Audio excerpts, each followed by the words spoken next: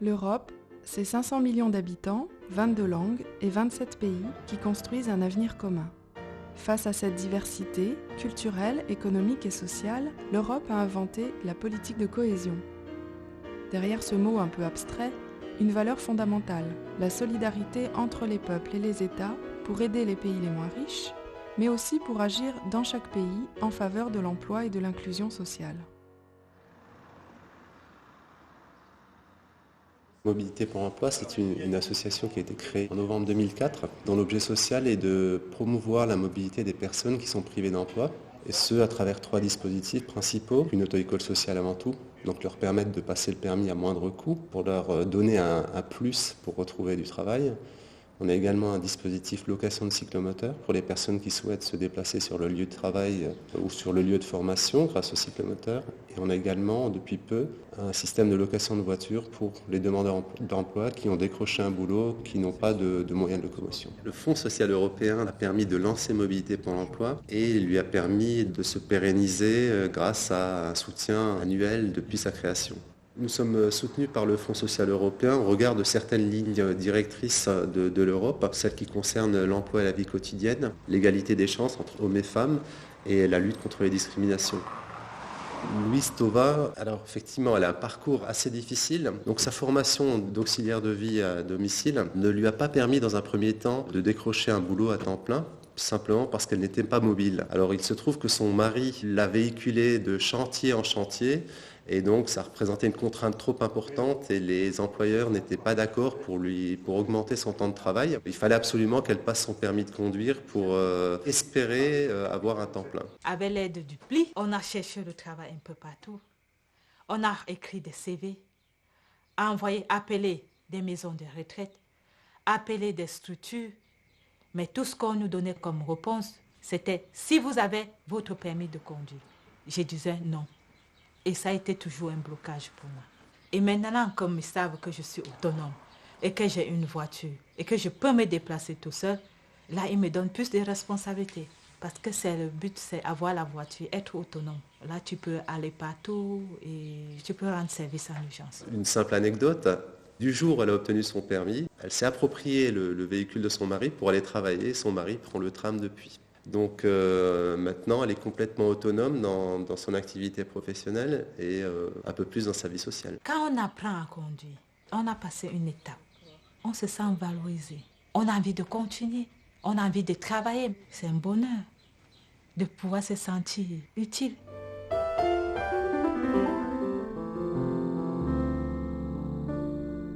Projet Art Temps Réel, et c'est une coopérative d'activité d'emploi qui va accompagner, à travers un hébergement juridique, social, économique, des artistes en activité. Art Temps Réel a démarré fin 2004 avec une aide européenne en direct qui nous a permis de lancer l'activité et j'ai envie de dire de lancer cette expérimentation. L'organisation du travail dans le milieu artistique est complexe et il pose question. Donc l'idée de coopérer, c'était d'imaginer comment favoriser l'emploi artistique, du CDI, comment favoriser l'insertion des personnes qui étaient bénéficiaires du RMI ou demandeurs d'emploi, comment favoriser leur formation, comment favoriser le respect des réglementations sociales. L'idée, c'était de compléter, en tout cas, l'offre de services, de conseils qu'on pouvait amener aux artistes, en misant sur le collectif pour tout simplement consolider, pérenniser les activités artistiques. On a chacun notre activité individuelle, on va dire, personnelle, notre recherche créatrice, et à la fois des projets collectifs, en ayant chacun des champs d'activité différents. On retrouve des photographes, des écrivains, des vidéastes, des graphistes. Il y a 70 personnes aujourd'hui dans la coopérative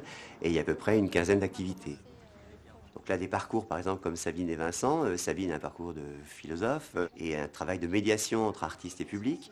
Vincent a un parcours de vidéaste, mais a travaillé aussi sur des quartiers d'habitat social. Et donc là, l'échange autour d'un projet comme le Neof, c'est fait du fait de parcours similaires finalement, de réflexion en tout cas. Ils bénéficient d'un gros accompagnement au sein de l'Art Temps Réel. Donc, pour les amener à mieux produire leur travail artistique, donc analyser leur démarche, leur écriture. C'est un accompagnement à la commercialisation, à la communication de leur travail. C'est travailler à partir de leur potentiel et les amener à grandir avec leur activité d'artiste en tout cas. On peut plus se concentrer sur notre activité d'un point de vue artistique.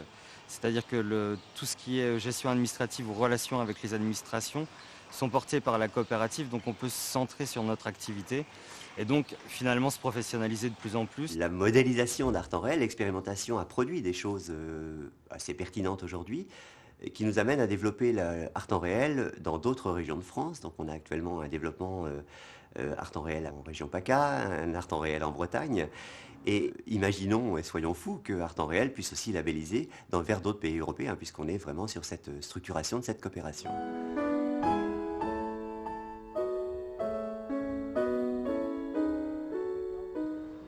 L'entreprise Lutre-Gestion est une entreprise de grosses œuvres ainsi que de travaux publics.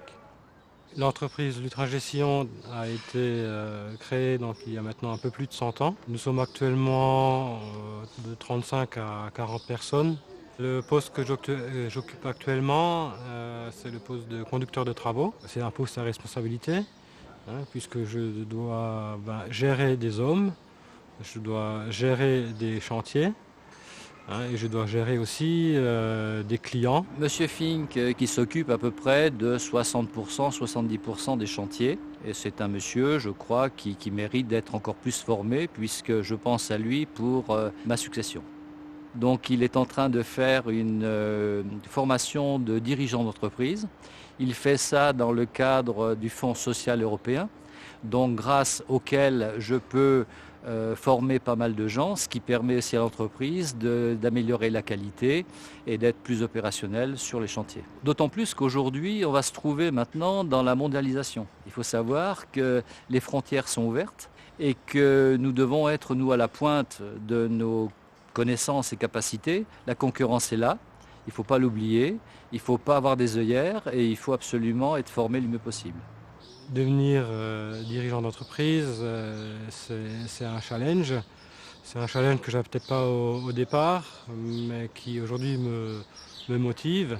Donc la formation vient dans ce cadre-là. Et puis j'espère pouvoir évoluer et arriver à mon but, la reprise d'une entreprise. Depuis que j'ai commencé la formation, j'ai déjà appris pas mal de choses, des choses qui me servent aujourd'hui. Autant dans le management des personnels, du point de vue comptable aussi, cette formation m'a servi. Je suis plus à même d'échanger avec le comptable.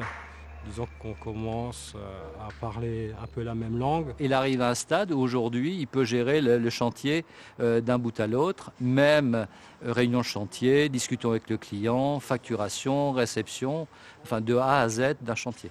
Et je pense que s'il continue encore un petit peu comme ça, il pourra me remplacer sans problème.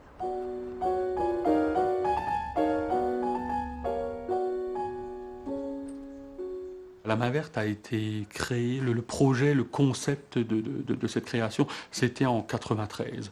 En 93, on s'est rendu compte que d'un côté, il y avait des travailleurs handicapés qui avaient du mal à s'insérer en milieu ordinaire. Et d'un autre côté, on est sur un bassin d'emploi à Molsheim où l'agriculture a beaucoup de mal à trouver des forces vives pour les travaux saisonniers. Et donc les agriculteurs qui sont dans notre groupe ont réfléchi à transformer la saisonnalité en durable. Et donc nous partons de petits travaux de raccommodage, de 2 jours de ramassage de salade, 4 jours de cueillette de cerises, 2 jours de travail dans les vignes, etc., mis bout à bout. Et on se rend compte que ces niveaux de compétences peuvent donner du boulot à temps plein. Et petit à petit, on fait quoi ? On dit, voilà, on va mettre en place des modules qui vous permettent d'apprendre de façon partielle un métier. Dans la tonte, il y a à préparer le matériel, il y a à entretenir le matériel, à savoir faire démarrer une machine, il y a à savoir se positionner, respecter la sécurité, etc., etc. Et petit à petit, on se rend compte que du métier d'être paysagiste, on arrive à faire des morceaux, des modules. Et donc, on rentre dans la pédagogie de la réussite parce que les gens, ils avancent d'un pas. Aujourd'hui, ils savent faire démarrer la tondeuse. Demain, ils sauront nettoyer les lames en toute sécurité, etc., etc., etc. Alain est l'un de ces exemples dans notre entreprise de gens qui ont participé à un véritable parcours, un parcours de la réussite. J'ai été embauché à la main verte il y a 7 ans maintenant. J'ai commencé comme ouvrier tout simple. Et puis j'ai fait différents stages. Ouvrier agricole polyvalent, premier degré, deuxième degré. Ensuite, j'ai fait un stage pour les espaces verts. Et puis ensuite, j'ai passé le concours de tailleur de vigne. Et à la suite de ça, comme je travaillais bien, j'ai eu tous mes diplômes, et puis que j'étais quand même assez réaliste sur l'organisation du travail, on m'a confié la responsabilité de la première équipe autonome. C'est-à-dire qu'on me donnait le chantier, les outils, et je partais avec les personnes, organiser le chantier chez les clients. On a vu Alain s'ouvrir comme une fleur, hein, puisque au départ, il venait de 7 ou 8 années de galères terribles, et petit à petit, il a évolué, et aujourd'hui, il est parfaitement épanoui, il est parfaitement à l'aise, enfin, il est un des moteurs, il est une force de motivation pour ses collègues. Avant que je rentre à main verte, je suis resté longtemps sans travailler à cause d'un accident de voiture. Et puis je faisais plus rien, je me sentais vraiment nul, bon à rien. Tandis que maintenant, avec les différentes étapes que j'ai suivies à main verte, je me sens vraiment utile à quelque chose, ça m'a redonné une grande confiance en moi. Ça m'a remis vraiment dans la vie, avec tout le monde, être comme tout le monde. Autrement, on se sent beaucoup trop différent. La main verte est née avec les fonds européens, notamment avec le FSE, et tout au long de son développement, les personnes ont pu bénéficier du soutien du Fonds social européen. Il me paraît essentiel de dire que ce sont des projets d'acquisition de compétences que personne d'autre dans le droit commun ne pouvait subventionner ni aider. Le Fonds social européen est le fonds, sans doute avec le FEDER, qui permet une égalité des chances dans des territoires. Cette égalité des chances qui permet à tous d'être égaux devant un projet professionnel, pour moi, c'est ça la plus belle partie de l'Europe.